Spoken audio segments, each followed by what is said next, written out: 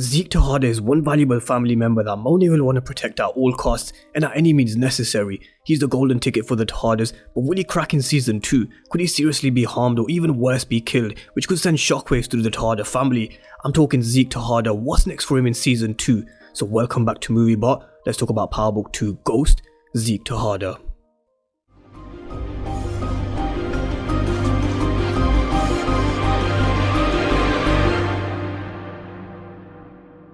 So I hope you're all doing great and welcome to another character breakdown for season 2 and what's to expect video, this time talking all things Zeke Tejada, diving deep into his character from what we've seen, parallels to other Power characters, his relationships and what we can expect from him in season 2. But first, if you're new to the channel and you haven't done so already, remember to smash the subscribe button if you want to see everything Power Universe related. And I'll also leave the links down below for the other character breakdown that I've done for Carrie, Tariq and 2-Bit as well.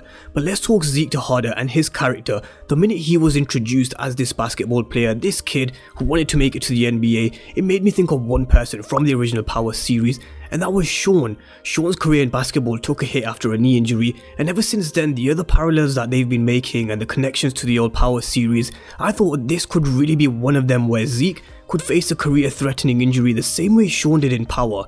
Of course, we never saw how Sean got his injury, but he ended his ball career and ultimately he fell into the game with Uncle G and fell for Tasha, who he wanted to run away with, and ultimately was killed by his own father Kanan for not killing Ghost. And Kane's actions of trying to have Tariq killed by Bars really could have resulted in a deadly consequence for his family, as Lil Guap went to seek revenge for Bars' death and came across Zeke and his basketball teammates, put the gun to Zeke's knee only for Drew to save him. But despite Zeke being saved, I really don't see a happy ending for him, and as we go through this video talking about his various relationships, his storyline, what's to come from him, I wonder whether he'll ultimately fall into the game or have a Sean type role for his family in a later season.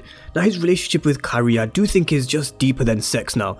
We all know that Zeke is so sprung for Carrie and he really likes her, and I do think she's developed feelings for Zeke now as well, because although she may have just thought of it as sex before, being a sex hungry character and all, that's how some relationships do start, and it's how some people build feelings towards each other. And I do think Carrie will fall deeper in with Zeke, especially now that she knows a lot about his family, and we'll see her protecting Zeke time and time again, especially after the way she dealt with Ev. When Jabari was interviewing Ev, you could really see the way Carrie was just coaching him in what to say, just the look in her eyes, her body language, and this just showed us Carrie's past skills as a prosecutor, how she can really manipulate situations and the direction of the conversation with Ev to keep Zeke safe and out of the spotlight. But Zeke, he really is bugging out, and he really does look scared because of his future. He doesn't want anything getting in the way of his future. In the season finale, he looked bugged out when he went to go visit Carrie because the whole basketball team got pulled in. When he learned about Ev dropping Drew's name into the conversation, he bugged out even more. He went on to say no team's gonna touch him if he's tied to a murder, and in this scene, Zeke was seriously bugging out. He was really panicking, but Carrie said she'll fix this and make sure nothing gets back to Detective Santana, and this is why I think she's done by throwing the detective off the scent of the Tejadas. And I touched on it in my video on Carrie when I broke her character down. I'll link the video down below for her video where I go into detail with her character, dive deep into her background and her story. But she opened this email up in this season finale, and the top email was from Detective Santana, which read, "Carrie, thanks for following up with me, I'll make sure to look." And the email cut off just there as she had the email open which Jabari sent her, which I'm going to come to in just a moment. But this is what I believe Carrie meant by "I'll fix this" when she was talking to Zeke, because being a former prosecutor and knowing how to manipulate people and situations, this is what I think she's done to protect Zeke and the Tejadas, because she would have heard Monet's warning loud and clear when she turned up to her office unannounced. And now Carrie is in with the Tejadas whether she likes it or not, but I do think she'll break bad soon. And of course, Carrie may have thrown the scent off Zeke, but what about Jabari's computer? We know Jabari saw Carrie and Zeke in the season finale, and I do think he put 2 and 2 together as he saw Zeke grabbing Carrie by her arm and overheard their conversation. So what could have Jabari left on his desk or on his computer, because we know he was putting the clues together about Zeke, Drew, the Tejada family before Tariq sent him to his grave. And this has been raised by a few of you guys in the comment section about what Jabari's computer could have and whether his unfinished novel could play some sort of role in season 2, but we're just gonna have to wait and see with this one, see if it plays in any sort of role in some sort of way in season 2 with Tariq, Zeke, Drew and the Tejadas, because Power do throw us off with a few storylines, with the storyline with Tariq's missing gun which they didn't revisit, and a few other moments in season 1 as well. But that's Zeke's storyline in a nutshell. But what do we know about Zeke's past, his parents? Who were his parents? Will we ever find out who his parents were? Were they killed when he was young? Are they still alive, maybe in prison? I did read watched the whole season 1, but I don't think Monet or the TARDIS did mention anything about Zeke's parents in season 1. If they did, then I've missed it, and I'm sure some of you guys in the comment section will correct me.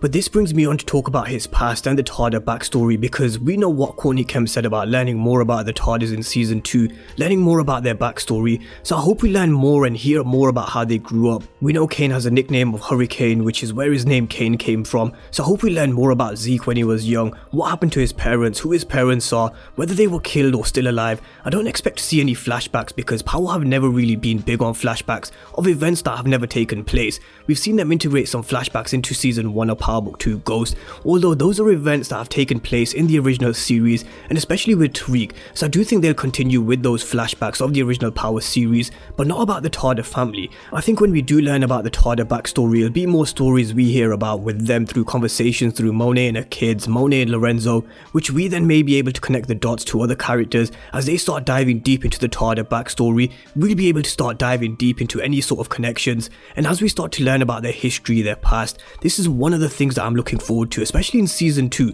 especially with Zeke's character. Zeke and Drew, especially from the TARDIS family. Drew, who I'll talk about in a separate video with his character development and where his character could be heading. But Zeke, will he carry on bugging out in season 2, or will he actually be able to focus on his game and focus on making it to the NBA? I've said it many times before that Power do not do happy endings. Could we see one with Zeke? You never know. I think Zeke could get real close to the NBA but have it snatched away in the last moments with an injury or something that pulls him into the streets, like a serious injury, because I just don't see Power giving anyone a sort of happy ending. He is very valuable to the TARDIS, and Monet especially. We've seen her being very overprotective of him from the very first episode when him and Tariq went to the TARDIS for Zeke's party, for him getting into Stansfield. She told him to go inside because he's too valuable for the family, and this is why I just think this is a disaster waiting to happen with Zeke that could either push him into the game or worse, something that could get him killed. And could they have foreshadowed something to come already with Lil Guap pointing his piece and just missing his shot on Zeke's knee? I would really love to see him in the streets and change his character, but there's just so many directions they can take his character, because I do think Power Book 2 Ghost will be here in the long run for 5 or 6 seasons. There are talks of 10 seasons depending on the big shift in season 5. So I do think and I do hope he'll be around for a long period of time, but there's just so many directions they can go with his character. Will he make it to the NBA or won't he? What's his relationship with Carrie gonna look like in season 2? Will he stay so sprung for Carrie that maybe will lead him to making a stupid decision? Will he be pulled into the drug game and the streets, and is his destiny in the streets? It's just so difficult to say where they'll take his character with the storyline heading in any direction. So let me know what you guys think about Zeke Tejada, his character in general, and what could be in store for him in season 2. Drop all your comments down below on Zeke, and I will be back talking more about the TARDIS family, so if you're new to the channel, you haven't done so already, remember to smash the subscribe button. But thank you guys for watching, hope you all enjoyed the video, and I'll see you next time.